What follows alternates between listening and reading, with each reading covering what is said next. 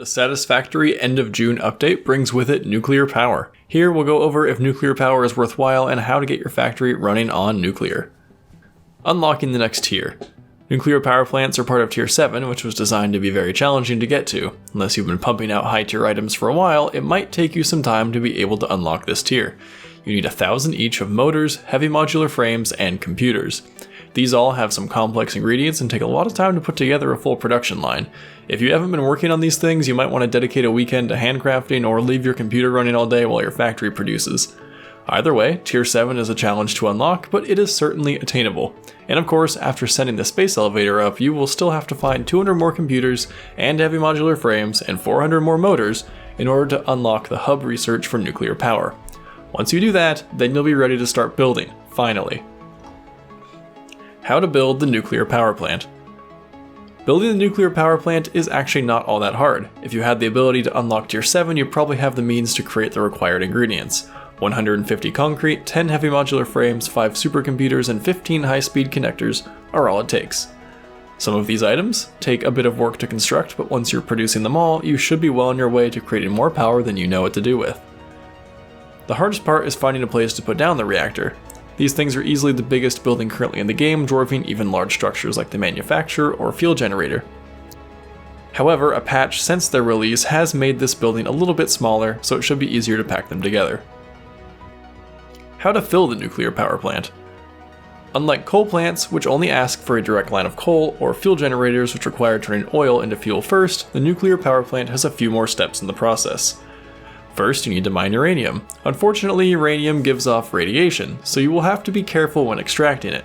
Get too close and you'll start taking damage. The resource nodes work like any other resource node, but as soon as the uranium is in a miner, on a belt, or in a storage container, it begins to emit radiation. Set up your mining operation and then leave as fast as you can. Uranium nodes are pretty uncommon compared to others. Use your resource scanner to find the nearest one to you. If you start in the grassy field starting area, for example, there is one in a spider-filled cave to the north. It's reasonable to walk to, but you'll need a lot of conveyor belts to bring resources out there from the starting area. Keep in mind also that this is as of the time of this video, and this location could change. After that, uranium has to be turned into a uranium cell. This can be accomplished by combining 45 uranium with 9 concrete in an assembler, producing a stack of 10 uranium cells. And that's not even the last step. Then the uranium cells must be sent to a manufacturer. Here, 25 of them are combined with 3 encased industrial beams and 5 electromagnetic control rods. Electromagnetic control rods are themselves a new item, which are made from stators and AI limiters. These fuel rods are what is ultimately put into the nuclear power plant. Since every item in this process ends up being radioactive, it's important to keep your power production facility far away from the rest of your factory and anywhere else you plan on spending time. Ideally, you'll just have a really long power line going back to your main grid.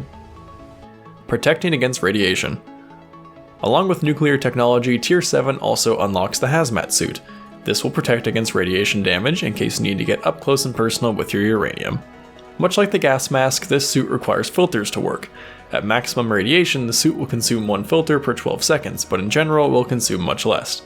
In a perfect world, you'll set up your mining and production operation such that you do not need to even make this item. Dealing with nuclear waste. Just like in real life, the side effect of nuclear power is radioactive waste. Nuclear waste is an item with some unique properties. In addition to being radioactive itself, it also cannot be removed by using the trash button in your inventory or inside of containers. Its sole purpose is to be disposed of, and you're going to need to find a way to do so. Some players have gotten creative by flinging themselves off the map with a full inventory of waste, but most people just build giant farms of storage containers far off in the distance. Nuclear power plants output 25 nuclear waste per burn time, which is 300 seconds at 100% efficiency, and stacks to 500. So while it will take quite a while to build up the waste, you should probably make enough storage containers to last you a long time. How much power does nuclear get you? Nuclear power plants make an insane amount of power. They consume 1 nuclear fuel rod per 300 seconds, which is 5 minutes, and they output 2,500 megawatts of power. This is an insane amount, so making just a couple of these should replace dozens of coal plants or fuel generators. Overclocked, they will produce even more, so you should be set on power for quite a while. Is nuclear power worth it? You bet it's worth it. Coal and fuel work perfectly fine, but once your factory gets particularly large, an operation of those power sources can become hard to keep up on. And adding fuel generators takes up so much space. but a single nuclear power plant can produce 2,500 megawatts, whereas a single fuel generator only produces 150. That's an insane difference, over 16 fuel generators in just one nuclear power plant.